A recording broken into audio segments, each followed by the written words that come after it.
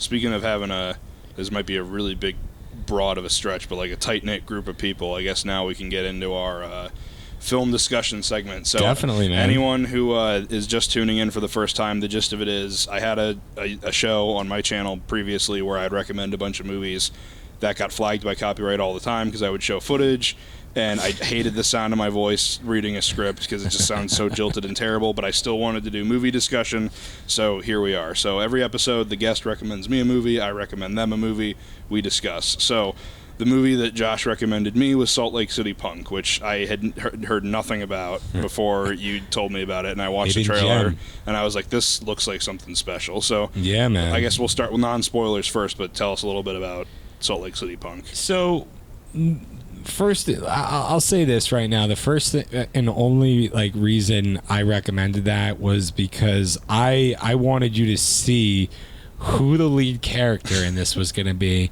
and I wanted to know if you were going to be able to be like, holy shit, I can't believe this guy could actually act. What the hell happened to him? Yeah. But, you know, I kind of liked, I think one of the big messages that stood out to me about the film is it sucks being on your own, man, you know, being different and, you know, seeing things differently and having your own perceptions on things. It sucks being that like isolated loner, because almost if you have like unconventional thoughts and like different approaches to things, you're viewed as weird because most people just can't comprehend that. And I think SLC Punk does this great thing of being able to say, hey, you know, fuck it, sometimes shit sucks, be pissed off, but eventually, like, you know how to move on with your life. You know what I mean? Don't get stuck in a rut. And I think that's a really good message to send in a film. That's, you know, just broad and generally speaking.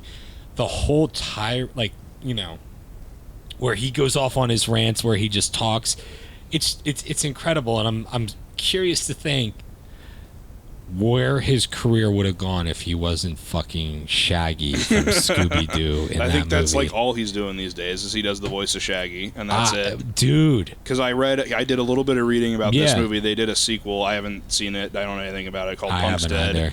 I think it was in like 2014 or something, but he wasn't in it. And then I was like, okay, well, what was he doing that year that he couldn't be in it? And there was like 18 Scooby-Doo credits for like video games and cartoons and all that. I mean, the guy's getting like, paid. Yeah, he figured out a way to get a steady paycheck. But I mean, like, yeah, it's. But let me ask you, you know, from a perspective, do you think that based off of his performance in SLC Punk, do you think he has range? Yeah, do you think he definitely could have done does. I've other seen kinds him. of stuff? I will admit the first time I did ever see him was Scooby-Doo, like first one. Same. But I've seen him in other stuff, where like in Scream, and he was in this like really like weird medieval movie where he was like a king or something like that. He does have a bit of range, but it's like I think because that I saw him in such an iconic role to start with. Like, that's how I'm always going to kind of see him, you know what I mean? Yeah, and there's just some moments where it's, like, unavoidable. There's, like, some actors that, like, they get so tied with a role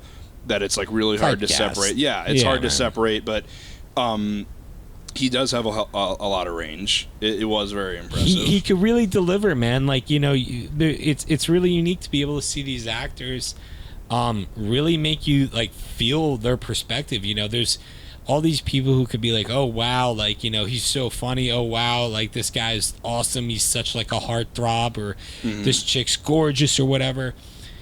He just makes you feel like, you know, like, holy shit, this guy's making a really good, you know, point here. Like, I really get it, but, you know, it's kind of a sad movie, too, with, you know, drugs. I'd argue a really sad movie. Yeah, man. It's very rough. strange. Because, like, it starts off, like, for those who, like, don't know what it's about, it's literally just, I want to say maybe, like, a couple months in the life of, like, this tight group of friends as they all kind of realize, like, hey, we got to go actually do shit with our lives, and one by one they just leave.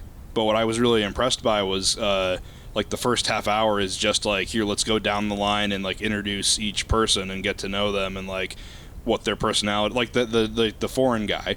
We have like a 10-minute scene about like how rich he is and like how paranoid he is. Weird. And then like 5 minutes after they introduce him, he's like, hey, I'm leaving. And it's like, we never saw him again. And it's like, well, at first you're like, what the hell is that for? But like like you said, it is really like a kind of a sad thing where it's like we're growing up and Yeah, man. It Things are takes you back to changing. those high school days where, like, you know, you have your tight-knit group of friends and one person's going off to Harvard, the other guy's going off to, like, University of Southern California, you know? Exactly, yeah. It's kind of sad. It takes you back to that, like, people are going their different ways and life doesn't stop, you know? But still really funny.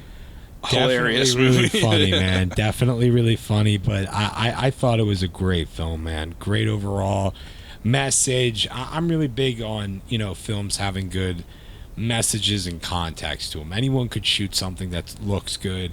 What I ultimately look for is stories like that really stand out. Yeah. And it like you said, the performances are great. I love the way that it was edited. I was expecting a lot of like trippy, like drug sort of scenes. Yeah. And it has those moments too, but that's not really like what it's about. Yeah, it's not abusing that kind of. Exactly. It's like just this is a part of that life. Yeah. And we're giving you an honest representation of what it's like. You know what I mean? Yeah, man. And it's cool. And like Salt Lake City, out of all places, you know, just like, middle of fucking nowhere, looks Mormon cold. country. Yeah. And you know, I love how they talk about all the like the religious and political stuff that was going on in that time. And, Yeah. You know, he's it's one thing to be pissed off and incoherent about what you're talking about, but the other thing is it's really cool to see that he has a point. You know what I mean? Like, oh, Dad, you know, you're just a part of the stupid, fucked up system where, you know, you're just in a rat race and you're just playing the game like everyone else. And fuck that, man. You conform as pig, you know? Exactly. Like, and then Dad's like, well, yeah, but... Yeah, I'm so making what? money. Yeah. And, like, I went to an Ivy League school, and that's what your ass is going to do, too, you know? Doesn't make any sense. The But, dad was fucking hilarious. Oh, I the- loved the every whole- scene he was in. the concerned mom about how, like, the hand gestures and everything. Like, I'm really concerned about him and if he's even going to make it to college. Like, And then 2 seconds later, he's like, oh, he's a fucking asshole, just Yeah. like you. That's so good. the hair, the mohawk, dude. Yo, for real, whoever did hair and makeup on that movie, like, big shout out to getting that, like, 8-foot blue mohawk to just be perfectly in, like, you know, Exactly. in perfect structure throughout the whole scene, man. That's an art right there. It's a lot of unsung roles in movie making in general, but like Definitely, that man. Mohawk specifically. Beautiful. I would have liked to have seen an Oscar for the best Mohawk in a movie, but Hey, man. Definitely. That's some impressive stuff that they did. Like, yeah. the spiked hair, like the shave, the tattoos, all that stuff. That's really something. I will say, yeah, it's a really funny movie. I mean, I guess we can kind of get into spoilers a little bit, but so yeah, if you haven't seen Salt Lake City Punk, I forget how you can watch. I think you can rent it on Amazon, Prime and all yeah. that. Yeah, I forget. I don't know if I did it on Prime or YouTube, but I know it's available. You can rent it on most places where you can rent movies. But yeah, so spoilers. What do we? Like, I wasn't expecting that ending. Like, I mean, I kind of knew something was going to happen. You know, he had to eventually be the one that grew up too. You know what I mean? Yeah, but it was like, I thought it was going to be like a weird thing where it's like, because they meant like, does he mention early on that, like, I know at the end they have that moment where it's like Bob is the one who like got me into this whole punk thing, but did they mention it earlier in the movie? Yeah. They show how, like, they have like a little flashback, I think, after when he's going on the mall, like around the mall, and he's talking about like, oh, and then you got your like dead Kennedys, like, hello, Yeah. bro, like blokes, you wanna, you know, like the Yeah. fucking posers, as he referred to him as. Right. And then he goes, you know, Bill and I, like, you know, back in the day we used to, you know, and then he has like the flashback of them just being little brat kids, like throwing shit out, Right. you know, spray painting, just being little badasses. It's hard. It's like right in between that. It's like very fast when they toss that in there. Yeah, I thought it was, but like because of that, I thought it was going to be a thing where it's like Bob got me into it, and then it was going to be a thing at the end where like Bob is like, "Come on, man, like Got me out of it. we gotta yeah. grow up." But like, and that is kind of what happens, but like Yeah, in a very not in sad that way. way, yeah. Yeah, that like I kind of was expecting like the whole like we gotta like the last man standing is gonna have that moment where he's like, I gotta grow up, but I wasn't expecting that to be like the catalyst for it. You know what I mean? Yeah, I mean, but it's the perfect way to do it. Yeah, the drugs and everything. I kind of saw a little bit of foreshadowing in there, you know, with that. It's like, oh boy, here you go. Like they're like sprinkling in that everyone's a, you know, partier, and sometimes he goes a little bit too hard because he goes off half cocked all the time because he has a temper. Mm-hmm. You know, the writing was kind of on the wall. I was like, oh crap, this dude's gonna die. But yeah. Spoiler alert. Well, no, we're definitely in spoiler territory now. But yeah, we can say whatever the hell we want. But what'd you think of the cinematography of it? I liked how it had that like early 2000s like VCR videotape kind of aesthetic to it. Yeah. But they shot some beautiful shots of Salt Lake City, man. Like the mountains, the actual city. It was pretty nice. Much a character throughout the whole movie because it's like almost every single scene there's something about like, oh, I hate it here, like this place fucking sucks, fucking Mormons, but it kind of grows on you. Like he has that moment where he's like, yeah, it sucks and everything, but it's home. Like, you know what I mean? Like it like this is where I'm from. It grows on you. Mm-hmm. It's such a unique way to incorporate the location, like as.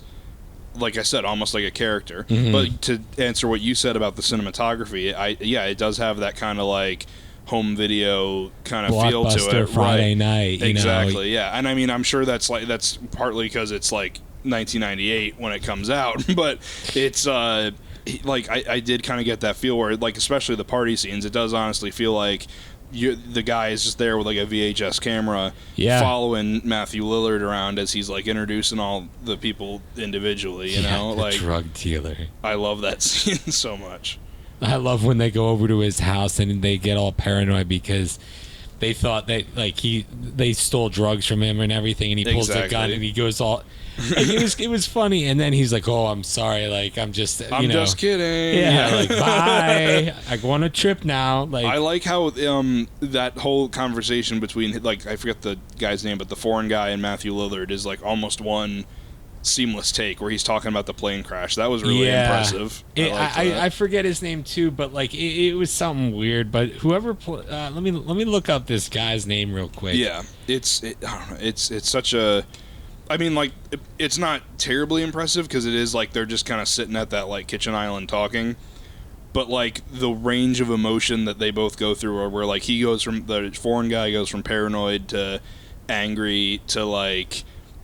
And then Matthew Lillard is like starts off like relaxed, and then he starts to freak out and starts to get sad as he's talking about like, oh yeah, my parents fucking died in front of me. Like it's just like totally it's so fucked intense. Up. So this dude was an Inglorious Bastard. His name is Til Schweiger. That's where I fucking remembered him from. There. Yeah, he's the guy, the German guy who. Betrays his joins the Bastards. Yeah, what the hell do they call him? He's not the Bear Jew. No, he's not the Bear Jew. He's Hugo Stiglitz. Yeah, that's Hugo Stiglitz. Oh my he's fucking a badass. God. And then Jason Segel's in that too. Shouts out to him. Such a fucking weird he's like great cast. Like nobody he and like the Matthew Lillard and I forgot the actor's name, but the guy who does Bob, like they're the only like people who really do anything in that entire movie. When you get down to it, everyone else is just kind of like background noise. Exactly, but it's so weird. Like the like I don't know, like Jason Segel specifically, like as like this just stereotypical nerd-looking dude who's like, just one night he decided he didn't want any of the cars to have windows. It's just like it's so fucking funny. It's like how they even dressed him again. Shouts out to the hair and makeup people. It's like a polo, coned back hair, really huge dorky looking, and he's going having like a rage moment, man. And he's just smashing it. And like the other thing is they steal cars. It's like, oh, one night we got bored and we stole a car, got high, and drove around drunk in it, and then we trashed it.